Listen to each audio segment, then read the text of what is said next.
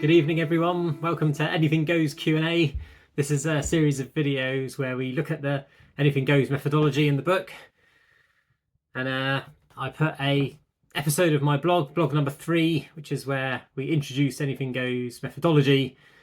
Put that on Reddit, on the Reddit philosophy group, where you hopefully get a little bit more sensible comments than you would on your typical Facebook group.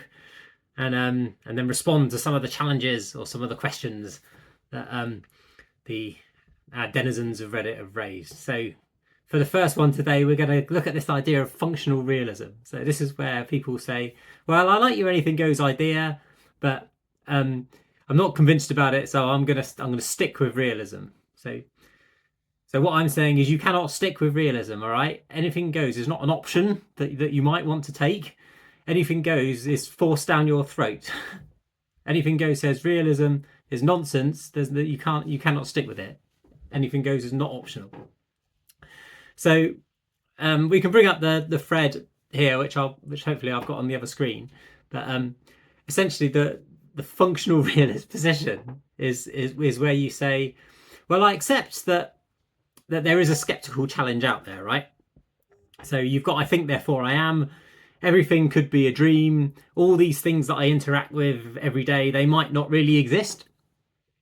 Although I accept that technically I can't disagree with that, it could be true. What I'm saying is for practical purposes, the things around me are real. I'm going to insist that tables and chairs and electrons and quarks and muons and all that jazz, all these things are real. They really exist. They don't just depend on my interpretation of them.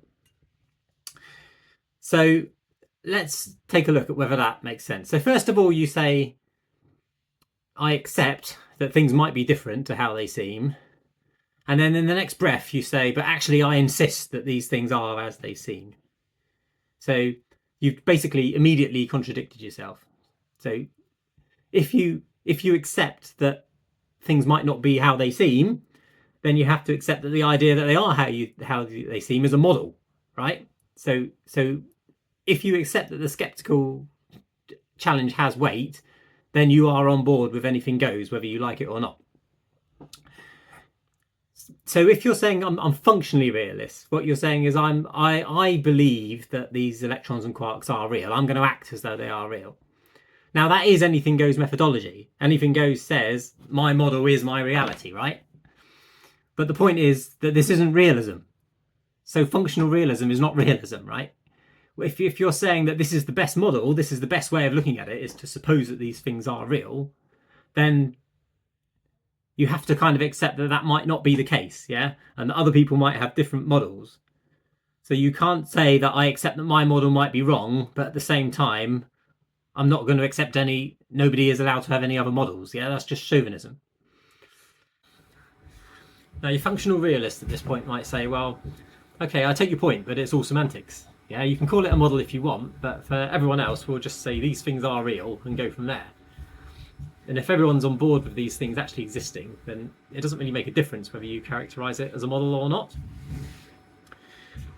Now, to this point, what I probably say is that when you're dealing with the Cartesian it's all a dream scenario, that's a very kind of black and white picture. Kind of either everything exists or nothing exists. But in real life, there's many more shades of grey.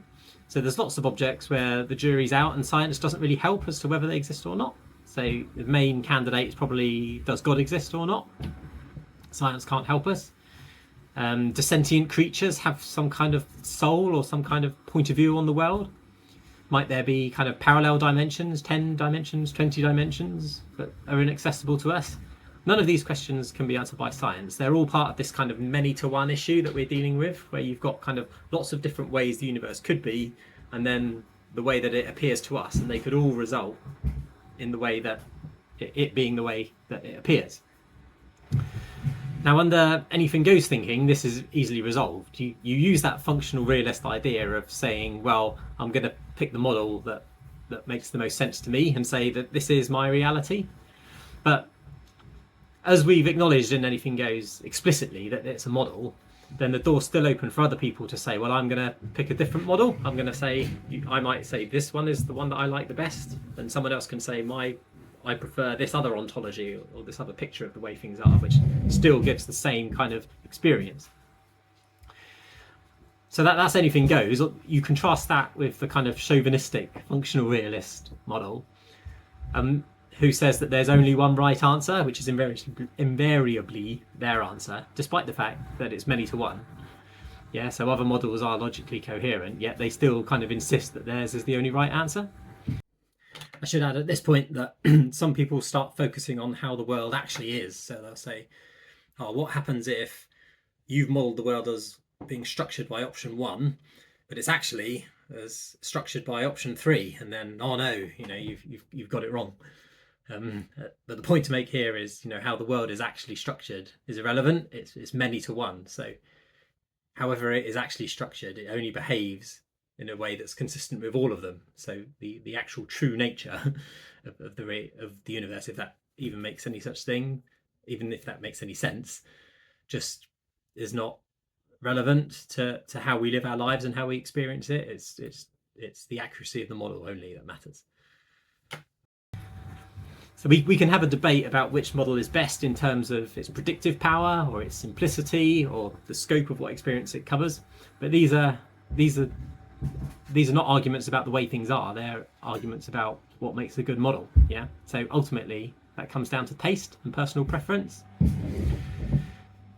So that's the reason why I'm saying anything goes is the way forward, and conventional realism is just incoherent. Yeah. Once you acknowledge the skeptical challenge, that's just inconsistent with claiming that there can be a single right answer as to how the world is in any kind of meaningful sense. So thanks very much, everyone. Let me know your thoughts in the comments below, and I'll be happy to do a follow-up if there's any kind of more interesting challenges that emerge. I've included links in the description, links to the original blog that provoked this debate, as well as links to the book and links to the Reddit thread where there's loads more comments on Anything Goes methodology, which have a read through, see what you think. And yeah, finally, don't forget to smash that subscribe button for more interesting Anything Goes discussion in the next video. We'll perhaps talk about whether Anything Goes offers anything new that hasn't been said before. Thanks very much, everyone. Bye-bye.